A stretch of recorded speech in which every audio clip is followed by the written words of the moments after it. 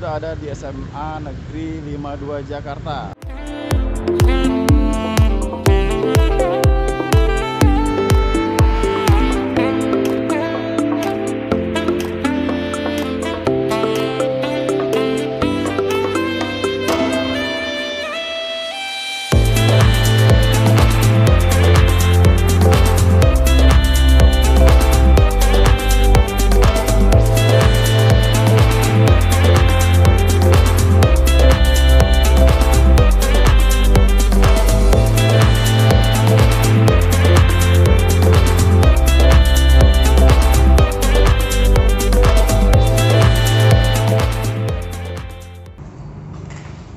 Pagi ini kita sudah ada di lab SMA N52 Jakarta. Di sebelah kiri saya sudah ada Bapak Wakil Kurikulum, nanti akan menerangkan tentang proses pembelajaran hari ini. Silakan Bapak.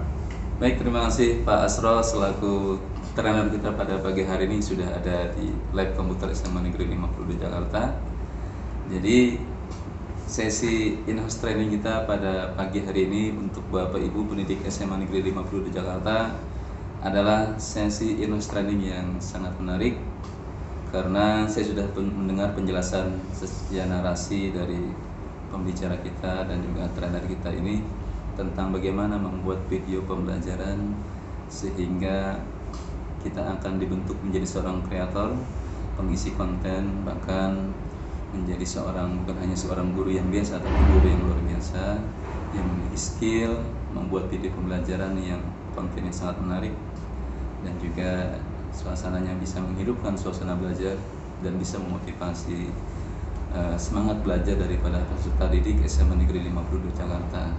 Saya berharap kita semua bisa mengikuti acara ini secara maksimal, semangat dan juga fokus sehingga outputnya paling tidak ada kader guru SMA 52 Jakarta yang bisa menjadi guru YouTuber, guru pembelajar di channel YouTube. Itu saja mungkin Mas. Terima kasih. Oke. Seperti apa jalannya cerita hari ini nanti saksikan di Kabar 49 dan channel Abu Zara.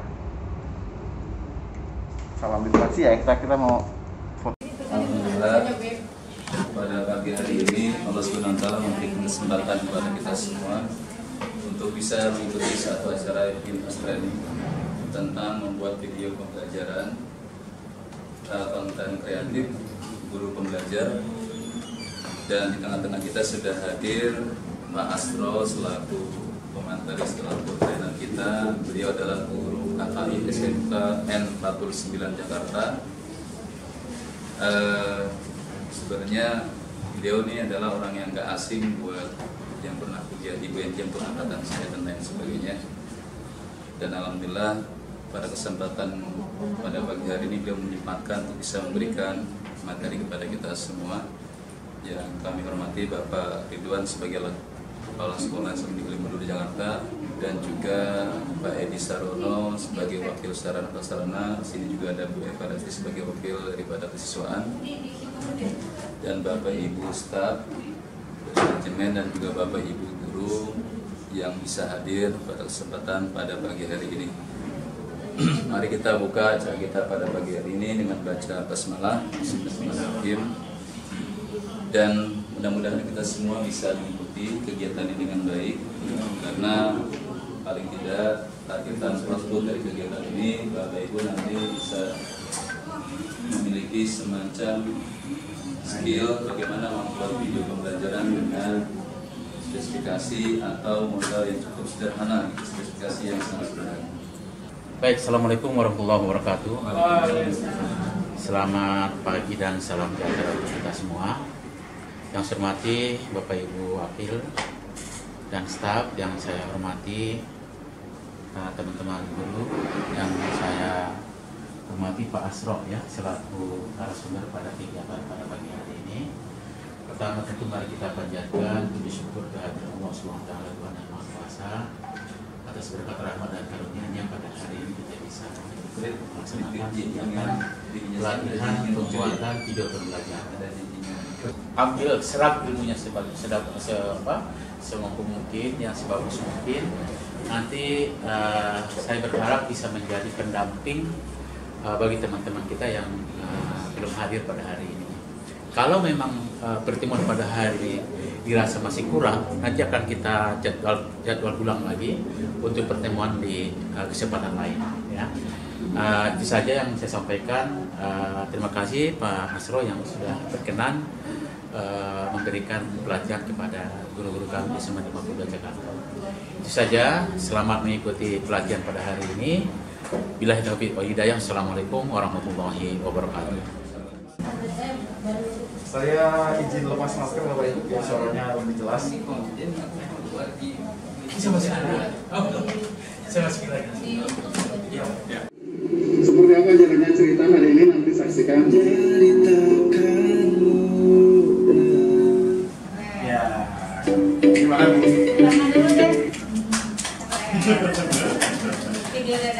Jadi Bapak Ibu hanya dengan bermodal smartphone, insya Allah kita hari ini akan coba menelurkan generasi guru YouTuber di SMA Negeri 52 Jakarta. Bapak Ibu siap semua? Siap. Mantap sekali. Apakah Bapak Ibu siap? Siap. Satu orang jadi guru YouTuber insya Allah menginspirasi murid-muridnya, karena kita butuh sosok panutan. Bahwasanya jika mereka bisa mendapatkan suplai pembelajaran dari Bapak Ibu sendiri, mereka biasanya lebih tergerak. Di sekolah saya sudah lahir generasi guru-guru YouTuber yang tadinya cuma bagus ya. Saya bilang jangan bilang bagus ya, Bapak Ibu bikin sendiri. Dan akhirnya mereka mau tergerak, dan ada yang sudah benar-benar menekuni dunia YouTube sehingga mereka bisa mendapatkan kompensasi atau uang dari YouTube itu sendiri. Jika Bapak Ibu nanti bisa bikin konten yang menarik, mendapatkan like banyak, subscriber banyak, view yang banyak tanpa skip iklan, insya Allah Bapak Ibu juga akan mendapatkan uang dari YouTube. Ya.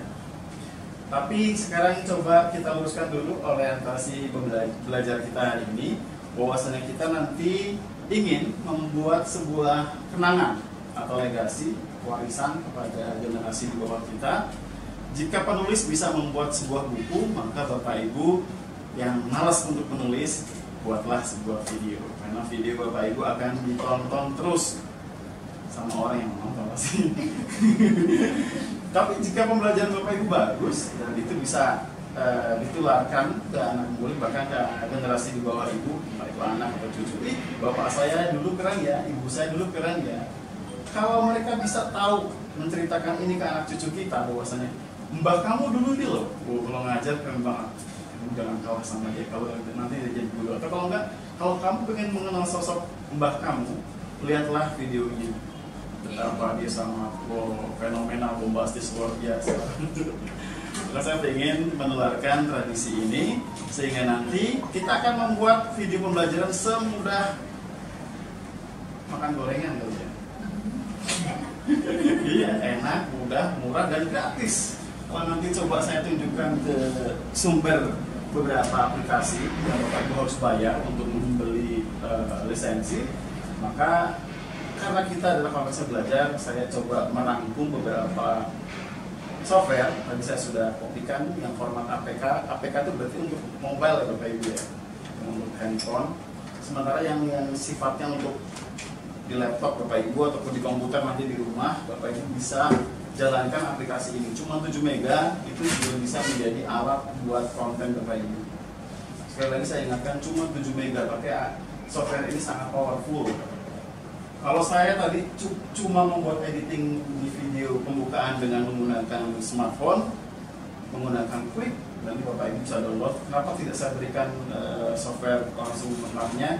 Karena Quick itu gratis, jadi tidak perlu ada istilah royalty, tidak perlu ada istilah menghilangkan utama. Memang tidak ada utamanya. Lagi saya langsung menggunakan watermark saya sendiri kan, ini asal kan. Nah Bapak Ibu sama bisa menggunakan modus yang seperti itu. Sampai di sini bisa kecepatan nggak orangnya? Enggak ya. Jadi Bapak Ibu, hari ini kita hanya fokus bagaimana tentang membuat video pembelajaran versi Bapak Ibu semua.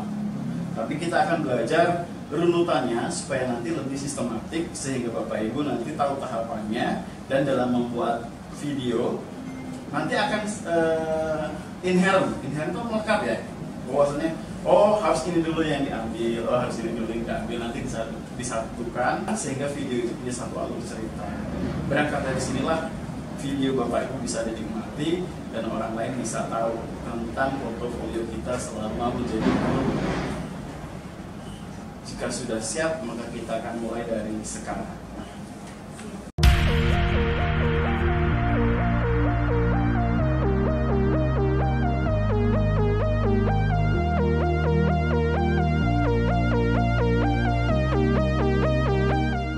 Assalamualaikum warahmatullahi wabarakatuh. Selamat pagi, semoga kalian selalu sehat semuanya. Pada pagi hari ini kita lanjutkan pelajaran kita, yaitu tentang struktur teks editorial. Sebelum mulai pelajaran, mama semuanya mari kita berdoa terlebih dahulu. Silakan pada Pak Koin untuk memimpin doa. Mari kita berdoa dengan membaca basmalah. Bismillahirrahmanirrahim.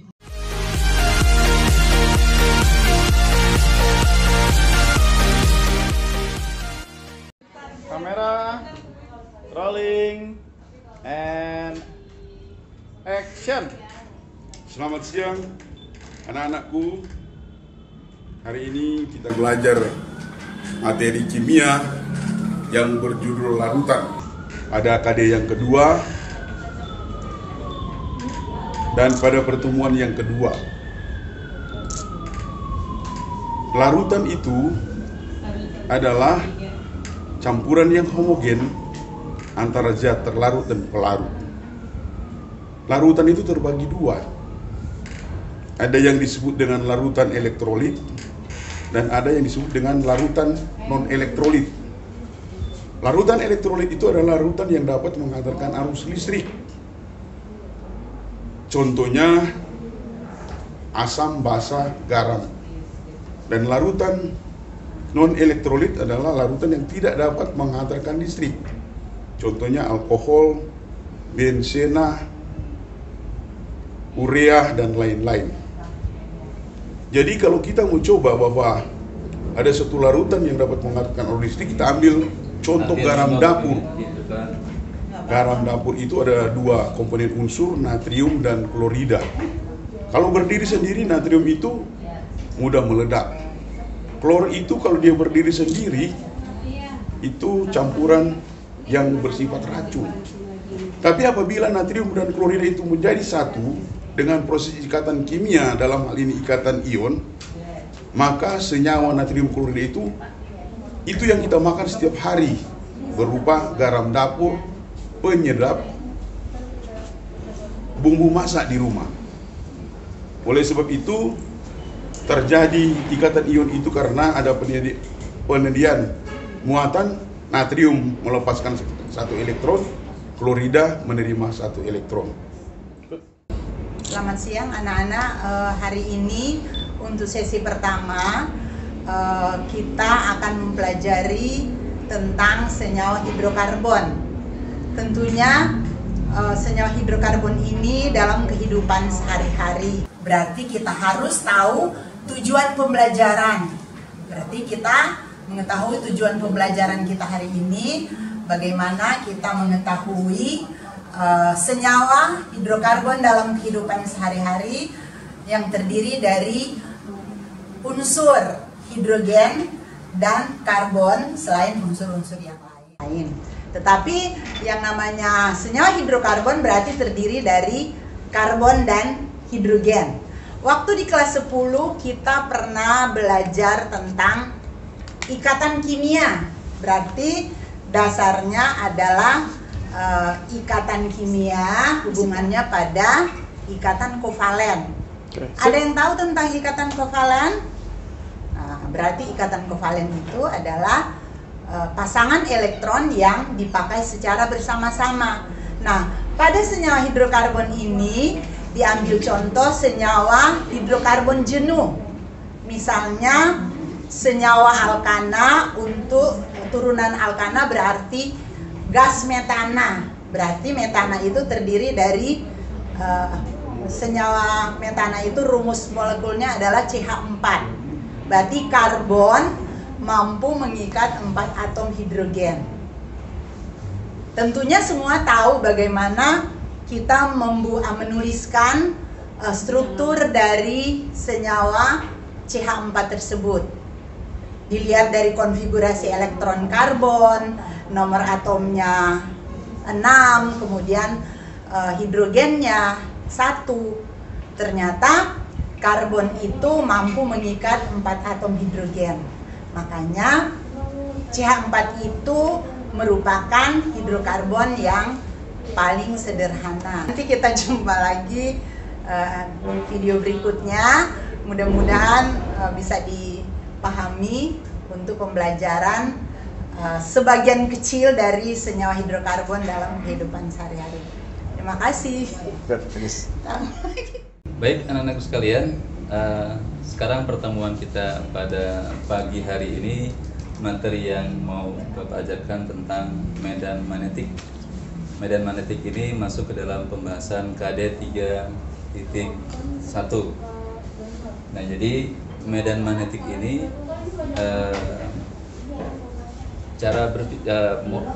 basic dasar kita dalam memahami medan magnetik yaitu pernyataan daripada Michael Faraday yang mengungkapkan tentang bahwa pada benda yang memiliki arus listrik, pastinya benda tersebut memberikan pengaruh induksi magnetik kepada benda di sekitarnya atau di sekitar lingkungan benda yang berarus listrik tersebut.